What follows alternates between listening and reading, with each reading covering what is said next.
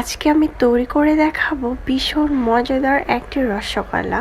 Hello friends, আসসালামু আলাইকুম। আজকের রেসিপিতে স্বাগতম জানাচ্ছি। প্রথমে আমি ফ্রোজেন করা নিয়েছি তাল, এখানে প্রায় 2 কাপের মতো নিয়েছি। চিনি পরিমাণ মতো নিয়েছি, তারপর পরিমাণ মতো লবণ দিয়েছি, 1 কাপ ময়দা দিয়েছি, 1 কাপ চালের গুঁড়া দিয়েছি, সামান্য একটু বেকিং পাউডার দিয়েছি, আপনারা না চাইলে স্কিপ করতে পারেন। আর চিনি দিয়েছি পরিমাণ মতো, আমি 1 কাপ চিনি দিয়েছি। চিনিটা আপনাদের স্বাদ অনুযায়ী দিবেন। এখন আমি ভালোভাবে এগুলো মিক্স করে নিচ্ছি, দেখতে পাচ্ছেন। এটাকে ভালোভাবে মিক্স করতে হবে। এটা যত মিক্স করবেন ততই কিন্তু নরম তুলতুলে সফট হবে। আমি কিন্তু অনবরত নেড়ে চেড়েই যাচ্ছি, এটাকে ভালোভাবে মিক্স করে নিচ্ছি, দেখতে পাচ্ছেন। আর আমি কিন্তু এখানে নারকেল দিয়েছি 1 কাপের মতো। আর যারা নারকেল খেতে চান না তারা স্কিপ করতে পারেন।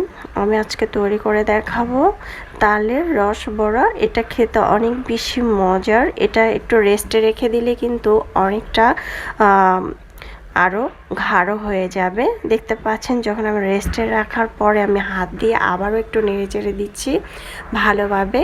রেস্টে রাখার পরে কিন্তু অনেকটা এটা গাঢ় হয়ে গিয়েছে, দেখতে পাচ্ছেন অনেক শক্ত হয়ে গিয়েছে। এই পর্যায়ে কিন্তু সুন্দরভাবে এটা হয়ে গিয়েছে। এ পর্যায়ে আমি চুলায় একটি প্যান বসিয়ে পর্যাপ্ত পরিমাণ তেল দিয়ে তেলের মধ্যে ছোট ছোট করে আমি ছেড়ে দিচ্ছি, দেখতে পাচ্ছেন। আর এটা খেতে কিন্তু অনেক বেশি মজার। এটা চেষ্টা করবেন স্টেপ বাই স্টেপ ফলো করে তৈরি করার জন্য, খেতে অনেক বেশি মজার। যাই হোক, এখন এক এক করে ছেড়ে দিচ্ছি। এক এক করে ছেড়ে দিয়ে উল্টিয়ে পাল্টিয়ে এটা খুব ভালো করে ভেজে নেব। যখন এটা লাল কালার হয়ে আসবে তখন আমি শিরার মধ্যে দেব। আগে থেকে আমি চিনি 2 কাপ দিয়ে 1 কাপ পানি দিয়ে শিরা তৈরি করে নিয়েছি।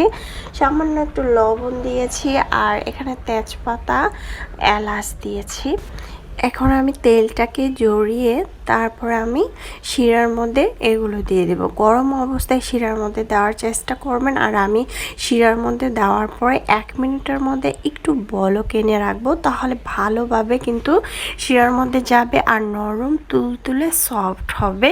এটা সব সময় খেয়াল রাখতে হবে। আর খেতে কিন্তু ভীষণ ভীষণ মজা হয়েছিল আজকের রেসিপিটা। আশা করছি যারা নতুন রাঁধুনি তাদের অবশ্যই কাজে আসবে। আর এই রেসিপিটা যে তৈরি করে খাবে তারা সব সময় কিন্তু তাল দিয়ে এই মজাদার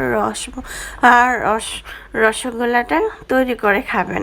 এই রস বড়াটা খেতে অনেক বেশি মজা হয়েছিল। চাইলে ট্রাই করতে পারেন। রেসিপি ভালো লাগলে চ্যানেল সাবস্ক্রাইব করে লাইক দিয়ে পাশে থাকবেন। আল্লাহ হাফেজ।